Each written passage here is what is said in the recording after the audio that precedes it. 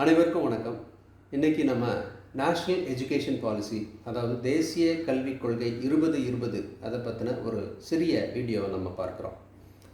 இந்த national education policy, தேசிய கல்விக் கொள்கை அறிமுகப்படுத்தப்பட்ட நாளில் இருந்தே இதற்கு பல ஆதரவுகளும் எதிர்ப்புகளும் இருந்துட்டு தான் இருக்குது.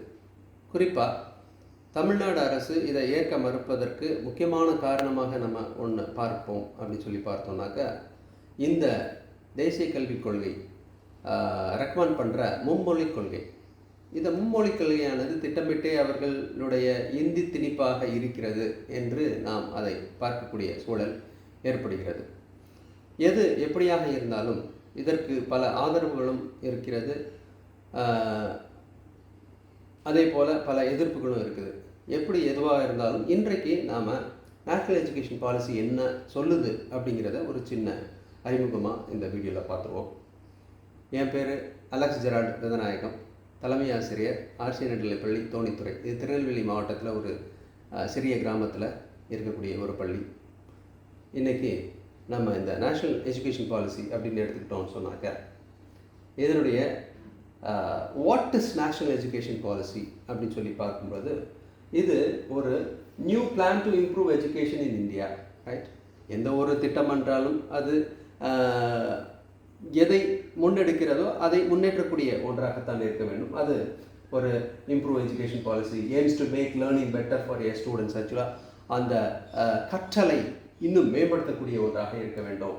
அதனுடைய டெவலப்பிங் ஸ்கில்ஸ் கிரியேட்டிவ், அதாவது அவர்களுடைய திறன்களை வளர்க்கணும், அதே போல் அவருடைய படைப்புக்கத்தை வளர்ப்பதாக இந்த எஜுகேஷன் இருக்கிறது என்று சொல்கிறாங்க.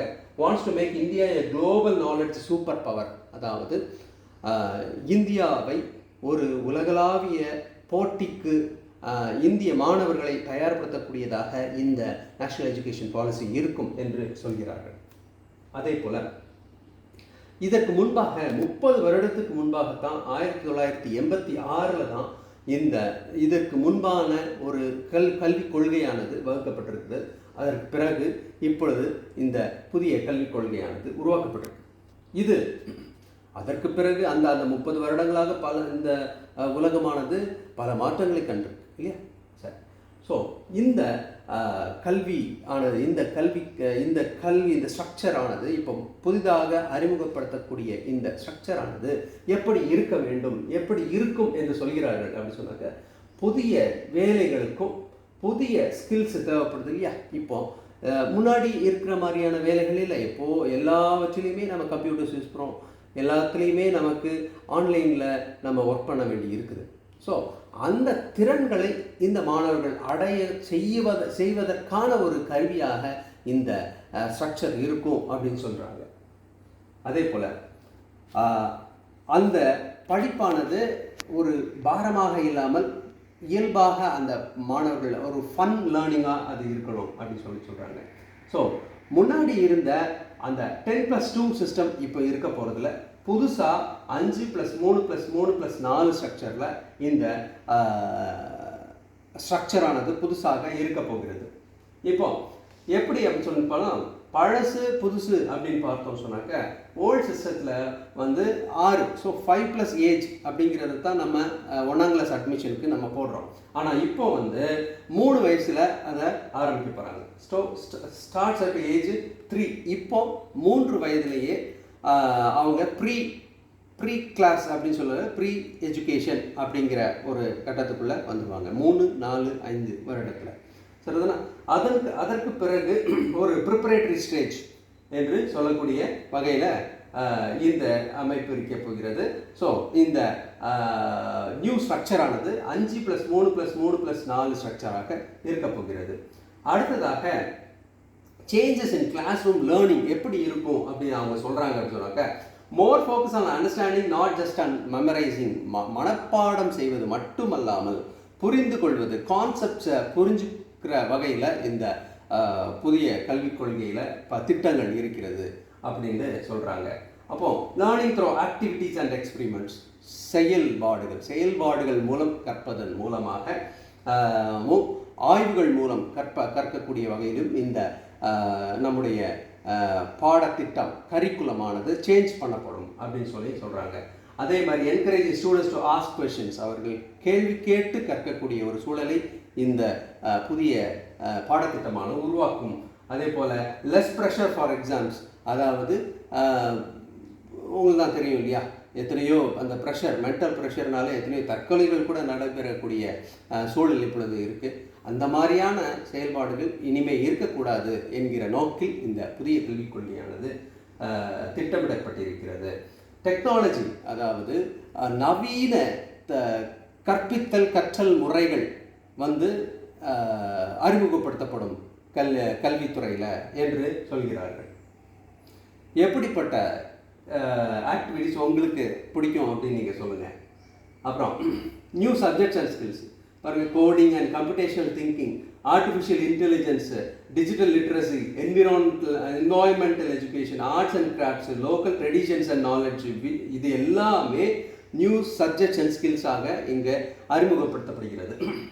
இதில் ஏற்கனவே இந்த எஜுகேஷனில் இப்போ ஏற்கனவே இருந்த எஜுகேஷனில் இவ்வளவும் இருந்தாலும் புதுசாக நாம் புதிய வகையில் இந்த சப்ஜெக்ட்ஸை எல்லாத்தையுமே உள்ளடக்கமாக கொண்டு வரக்கூடிய அந்த மாணவர்களுடைய ஒரு ஒருமித்த பர்சனாலிட்டி டெவலப்மெண்ட்டாக இந்த கல்வியானது இருக்க வேண்டும் அப்படிங்கிறது தான் இந்த புதிய கல்விக் கொள்கையின் ஒரு நோக்கமாக இருக்கிறது. அடுத்ததாக லைஃப் ஸ்கில்ஸ், என்ன வாழ்வியல் முறைகளில் அந்த மாணவர்கள் என்ன கற்றுக்கொள்ள வேண்டும், உதாரணத்திற்கு எப்படி பேச வேண்டும் பிறரிடம் என்று கற்றுக்கொள்வது ஒரு முக்கியமான ஸ்கில்லாக இப்பொழுது பார்க்கப்படுகிறது. அப்போ communication skills, team work and cooperation, எப்படி குழுவாக செயல்படுவது அப்படிங்கிறது, ப்ராப்ளம் சால்விங், ஒரு தீர்வு, ஒரு பிரச்சனைக்கான தீர்வை எவ்வாறு உருவாக்குவது, கிரிட்டிக்கல் திங்கிங், கிரியேட்டிவிட்டி, அடாப்டபிலிட்டி, இது எல்லாமே இதில் லைஃப் ஸ்கில்ஸில் முக்கியமாக செயல்படுத்தக்கூடிய ஒன்றாக இந்த புதிய எஜுகேஷன் பாலிசியில் இருக்க போகிறது. ஒகேஷ்னல் எஜுகேஷன், சாரி, இதில் பார்த்தீங்கன்னு சொன்னாக்கா இதுலேயும் நம்முடைய கல்வியாளர்கள் வேறுபடுறாங்க. என்ன அப்படின்னு சொன்னாக்கா, 6ஆம் கிளாஸ்லேயே ஒகேஷ்னல் எஜுகேஷனை கொடுத்தீங்கன்னாக்கா மறுபடியும் ஒரு குலக்கல்வியை அவர்களுக்கு அளிப்பதாக இது அமைந்துவிடும் என்கிற ஒரு இயல்பான பயத்தை அவர்கள் வெளிப்படுத்துகிறார்கள்.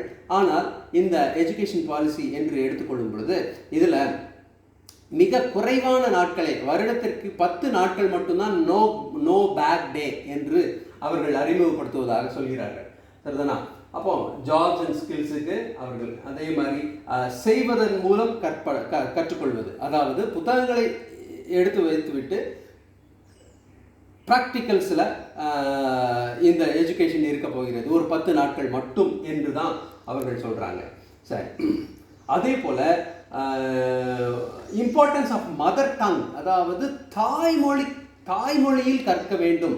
குறிப்பாக இந்த பிரைமரி எஜுகேஷன் அப்படின்னு சொல்கிறோம் பார்த்தீங்களா, 3 to 1st ஸ்டாண்டர்ட், அந்த ஃபஸ்ட்டு செகண்ட் ஸ்டாண்டர்ட் வரைக்குமே தாய்மொழியில் தான் கற்க வேண்டும் அப்படிங்கிறத சொல்கிற அதே வேளையில் மும்மொழி கொள்கை அப்படிங்கிறதையும் சொல்கிறாங்க. அது ஒரு முரணாகத்தான் இருக்கிறது.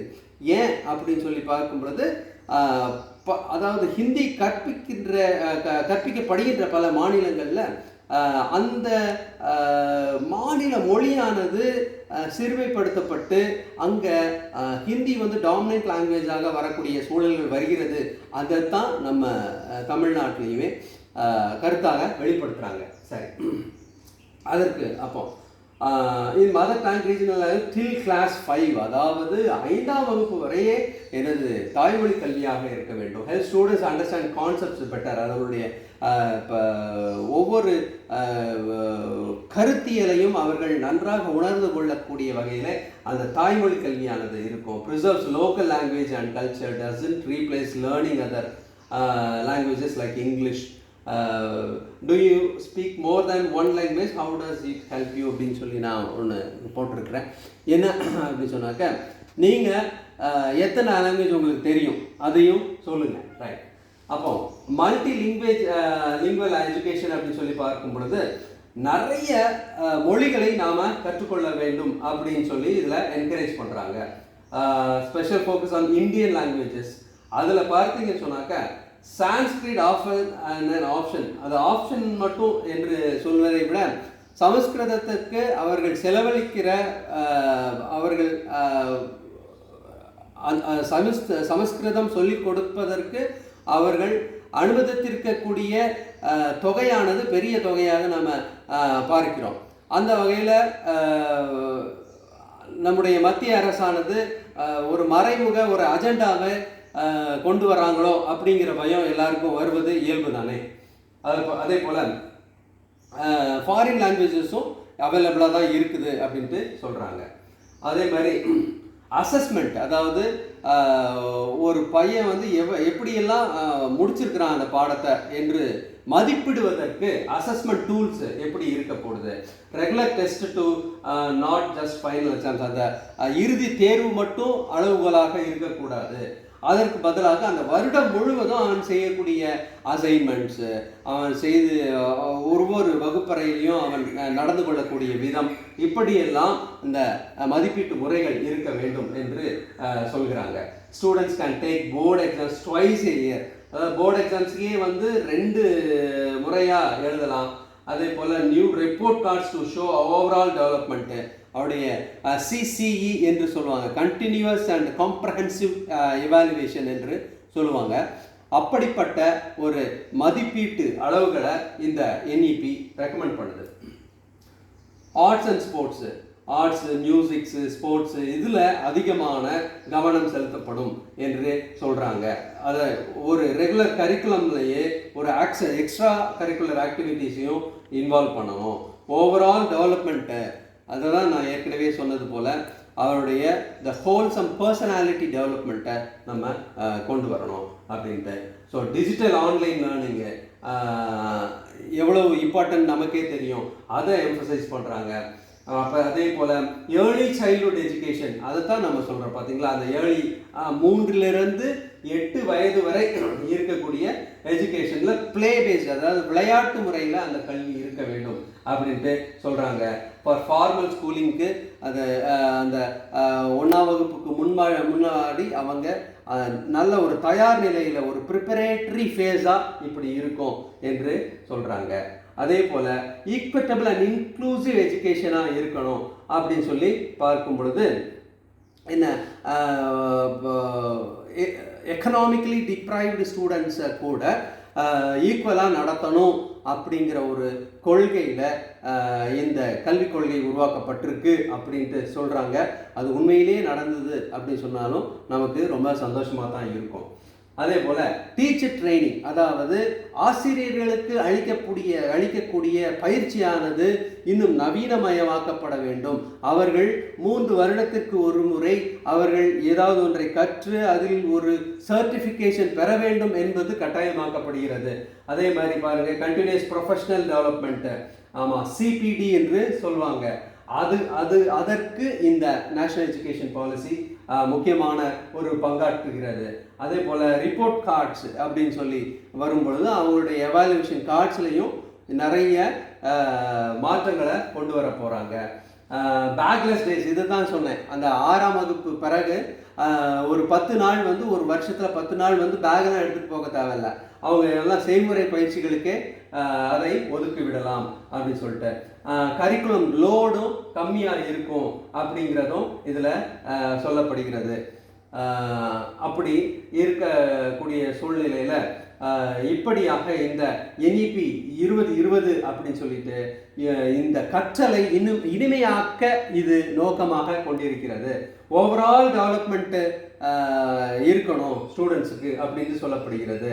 அதனால் உங்களுடைய எதிர்காலத்தை ஒரு சந்தோஷமாக, இந்த எதிர்காலத்தை மாணவருடைய எதிர்காலமாக கூட மாணவர்களே எதிர்காலம் என்று சொல்வதை விட நாட்டின் எதிர்காலத்தை இந்த கல்விக் கொள்கை, புதிய கல்விக் கொள்கையானது இன்னும் மேம்படுத்துமா என்று பொறுத்திருந்து பார்ப்போம். நன்றி.